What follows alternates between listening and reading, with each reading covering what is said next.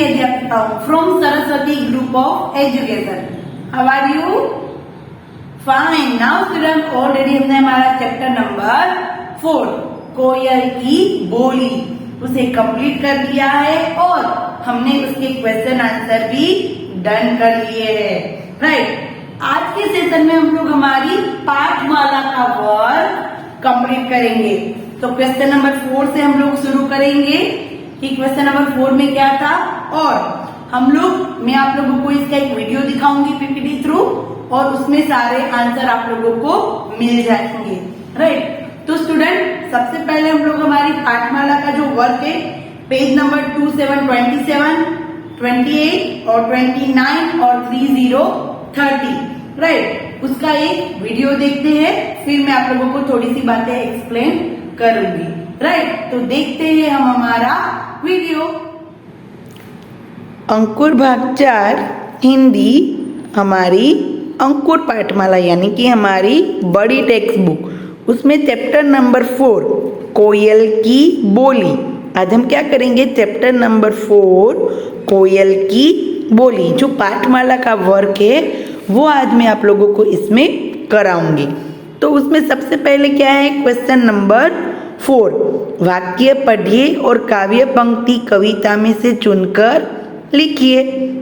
Right. जो हम लोग वाक्य हमें दिया है एक बार हमने कर लिया है, एक बार सिर्फ उसको देख लेते हैं कि कोयल तुम क्या खबर लाई हो। तो ऐसा वाक्य कहाँ पर है हमारे काव्य में?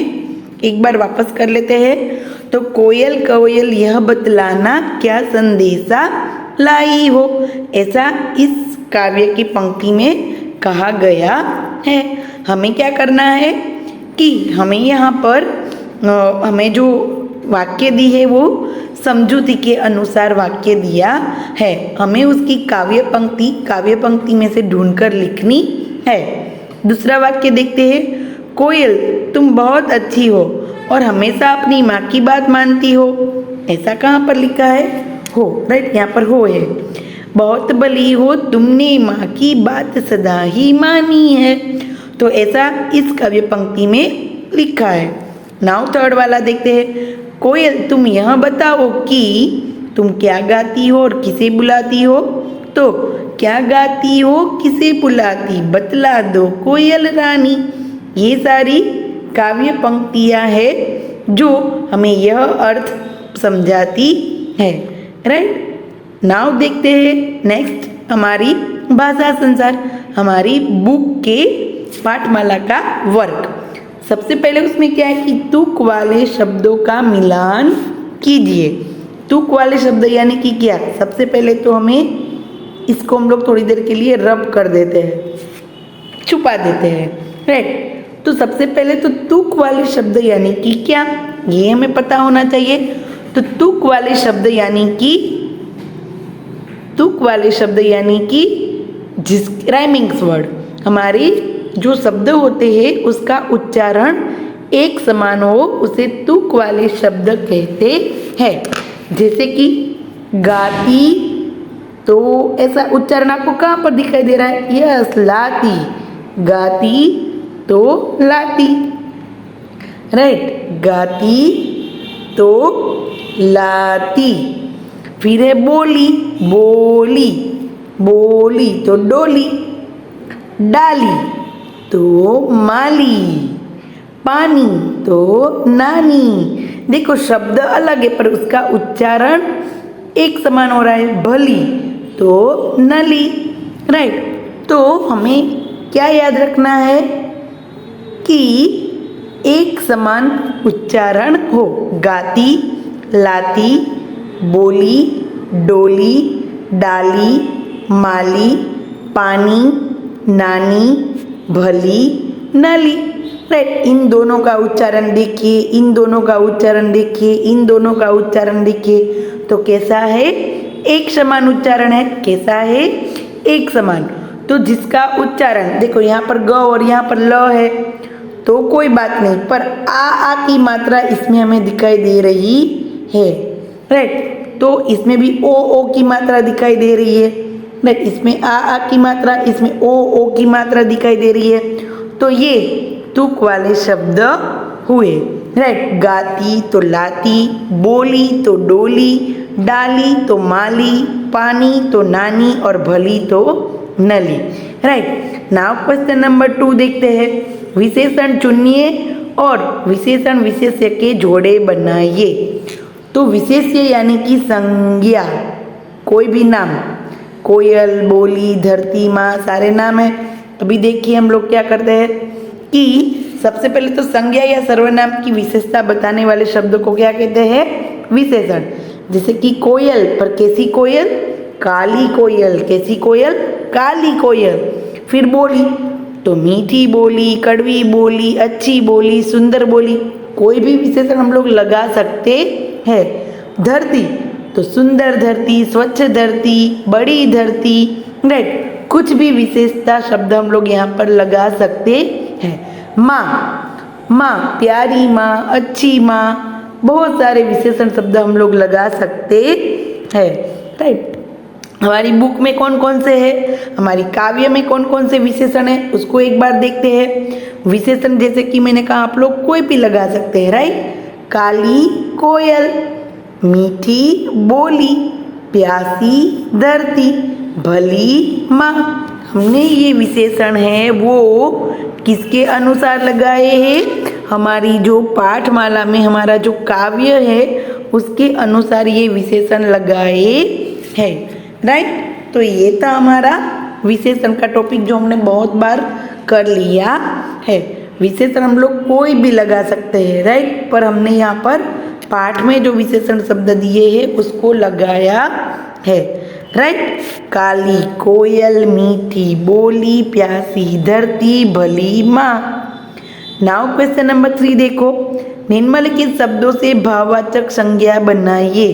मीठा तो मिठास। देखो भाववाचक यानी कि क्या?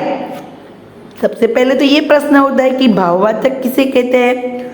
तो किसी भाव अथवा गुणों के नाम को भाववाचक संज्ञा कहते हैं। किसी का भाव, किसी का भाव, जैसे बचपन, हरियाली, राइट, बुरी, दूरी आदि सब भाव होते हैं। बचपन नाम की कोई चीज होती नहीं है, सिर्फ हम लोग महसूस कर सकते हैं। तो जैसे शब्द जिसको हम लोग सिर्फ महसूस कर सके, फील कर सके, टच नहीं कर सकते, ऐसे सारे शब्दों को क्या कहते हैं? भाववाचक संज्ञा। जैसे कि मिठास नाम की कोई चीज ऐसी नहीं होती कि जिसको हम लोग छू सकते हैं। मीठा कोई हो सकता है, जैसे कि कोई स्वीट, बट मिठास, भलाई, ये से मित्रता, दूरी, ये सब हम सिर्फ और सिर्फ फील कर सकते हैं, टच कर सकते नहीं। तो ऐसे शब्द को कहते हैं भाववाचक संज्ञा। क्या कहते हैं? भाववाचक संज्ञा। तो इसी प्रकार यहाँ पर इन शब्दों के भाववाचक रूप लिखे है। राइट। जैसे कि मीठा तो मिठास, भला तो भलाई, मित्र तो मित्रता, दूर तो दूरी, बच्चा तो बचपन, अच्छा तो अच्छाई। राइट। तो ये थे भाववाचक संज्ञा के शब्द। जैसे कि मैंने कहा कि भाववाचक संज्ञा यानी कि क्या? जिसको सिर्फ और सिर्फ हम लोग फील कर सके। राइट। नाउ देखिए उसके बाद क्या है कि संज्ञा, सर्वनाम और क्रिया शब्द मिलजुल गए हैं, इन्हें चुनकर सही शीर्षक लिखिए। संज्ञा, सर्वनाम और क्रिया। तो सबसे पहले तो इन तीनों का मतलब, संज्ञा, सर्वनाम और क्रिया, इन तीनों का मतलब अगर हमें पता होगा तो हम लोग इन शब्द में से उसको अलग कर सकेंगे। राइट। क्या क्या है? संज्ञा, सर्वनाम और क्रिया। पहले इसको रीड कर लेते हैं सारे शब्द को। राइट। फिर हम लोग देखते हैं कि संज्ञा किसे कहते हैं, सर्वनाम किसे कहते हैं और क्रिया शब्द किसे कहते हैं। राइट। देखो पहले शब्द रीड कर लेते हैं। माँ, धरती, इसने, गाना, मैंने, कोयल, उड़ना, सिखाना, मेघ, हमने, मांगना, तुमको। राइट। ये सारे शब्द रीड किए। अभी हम लोग थोड़ा सा सर्वनाम, संज्ञा और क्रिया किसे कहते हैं उसको थोड़ा सा एक बार देख लेते हैं। तो सबसे पहले तो सर्वनाम के भेद। देखो सर्वनाम कैसे हम लोग पहचानेंगे। देखो सर्वनाम के प्रयोग की आवश्यकता क्यों है, कि हमें सर्वनाम क्यों जरूरी है। तो संज्ञा के बार बार प्रयोग से वाक्य का सौंदर्य नष्ट होता है। सर्वनाम का प्रयोग कर इस दोष से बचा जा सकता है। जैसे कि देखो ये एक वाक्य, मोहन एक लड़का है, मोहन नागपुर में रहता है, मोहन के 2 भाई बहन है, मोहन पढ़ना चाहता है। देखा आप लोगों ने यहाँ पर, अतः यहाँ मोहन के स्थान पर वह का प्रयोग करेंगे तो वह सर्वनाम होगा। इस तरह वाक्य सुंदर लगेगा। हम लोग बार बार मोहन मोहन बोल रहे हैं तो वो कुछ हमारा वाक्य में कुछ सौंदर्यता नहीं दिखाई दे रही। मोहन की जगह हम लोग ऐसा करेंगे, मोहन एक लड़का है, वह नागपुर में रहता है, उसके, मोहन की जगह हम लिखेंगे उसके 2 भाई बहन है और वह पढ़ना चाहता है। तो यहाँ पर वहाँ उसने ऐसे शब्द रखने से वाक्य सुंदर भी लगता है और सही भी लगता है। बार बार हमें मोहन मोहन ऐसा बोलने की जरूरत नहीं है, राइट। तो संज्ञा के स्थान पर जिन शब्दों का प्रयोग किया जाता है उन्हें सर्वनाम कहते हैं, राइट। तो ये थी सर्वनाम की व्याख्या।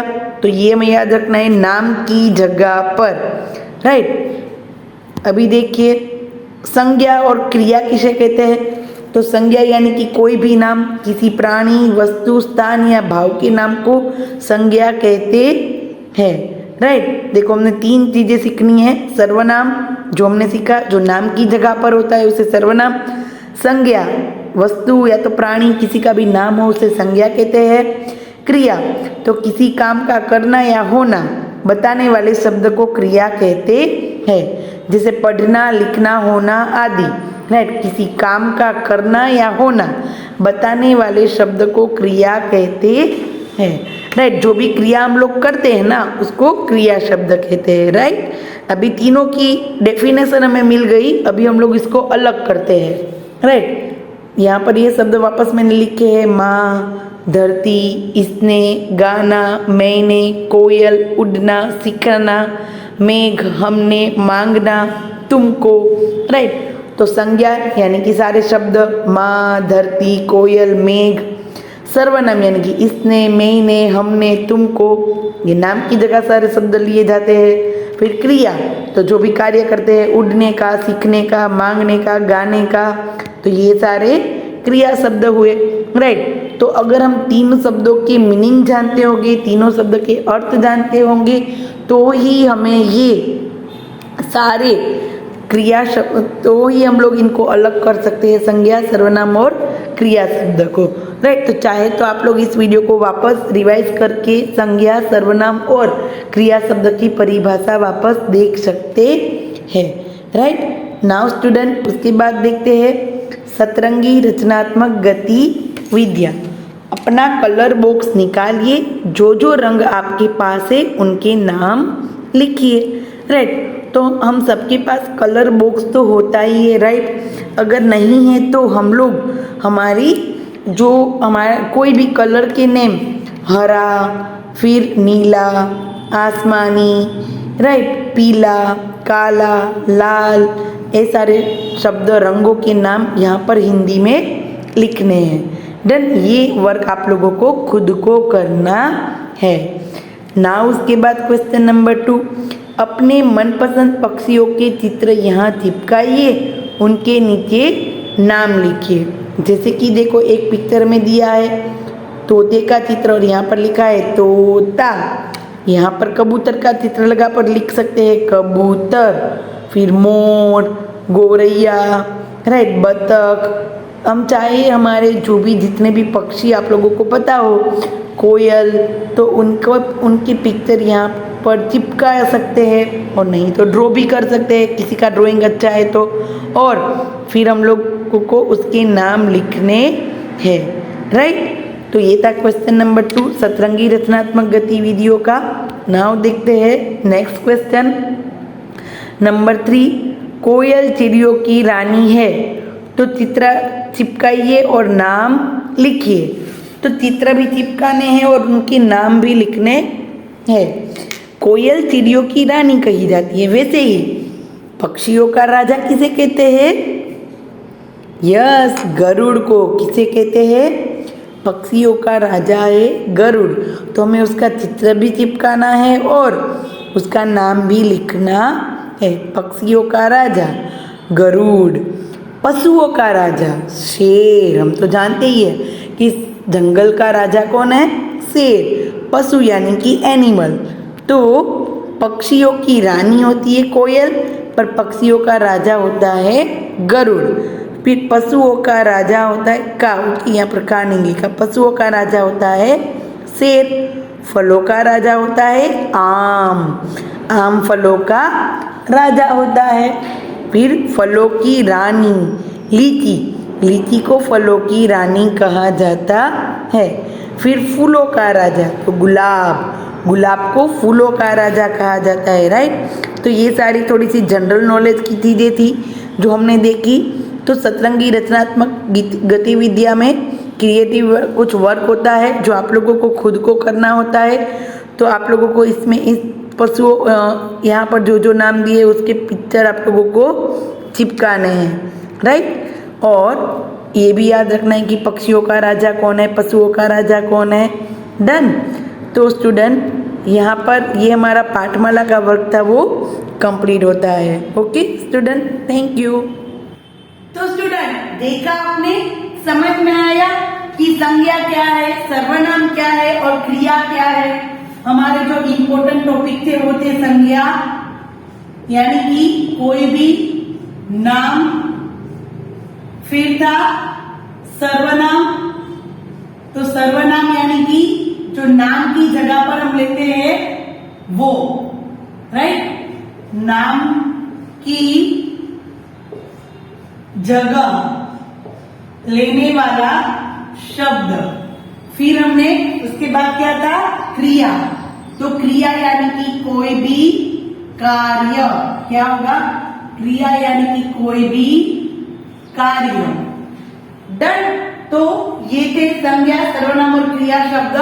तो ये हमने हमारी बुक में देखे कि संज्ञा कैसे पहचानते हैं, सर्वनाम कैसे पहचानते हैं और क्रिया शब्द उठना, बैठना, हंसना, रोना, खेलना, खाना, राइट, ये सारे क्रिया शब्द। और हमने दूसरा सीखा भाववाचक शब्द। क्या सीखा?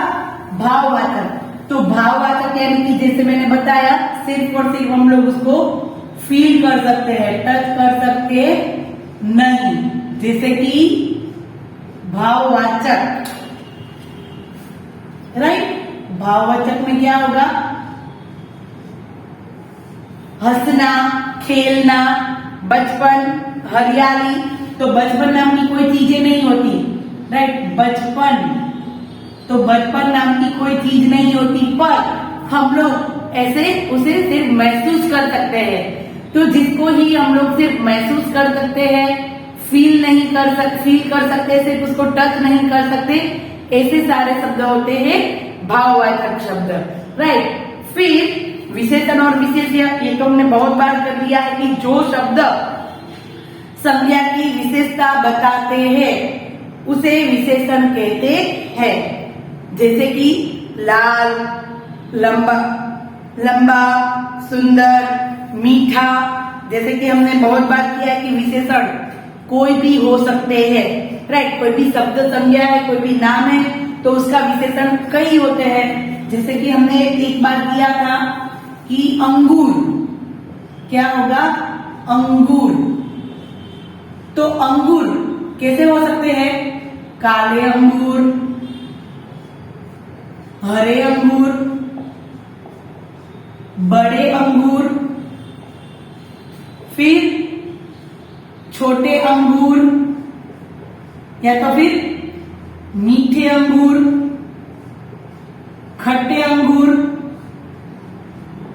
ऐसे बहुत सारे आकार के, स्वाद के, रंग के, एक ही शब्द के बहुत सारे विशेषण बन सकते हैं, राइट। ये हमने बहुत बार देख लिया है। पर हम यहाँ पर क्या करते हैं, जैसे हमारा पाठ होता है उसी के अनुसार हम लोग विशेषण रखते हैं। जैसे कि काली कोयल, मीठी बोली, प्यासी धरती, भली माँ, राइट। फिर कोयल की रानी जैसे चिड़ियों को कहा जाता है, वैसे पक्षियों का राजा, ये सब कुछ हमने इस वीडियो में देखा, right. Now student next session में हम लोग हमारी अभ्यास पुस्तिका का वर्क है, चैप्टर नंबर 4 अभ्यास पुस्तिका का वर्क कंप्लीट करेंगे। ओके, तो नेक्स्ट सेशन में मिलते हैं और चैप्टर 4 कंप्लीट करते हैं। तो तब तक के लिए bye bye everyone, have a nice day.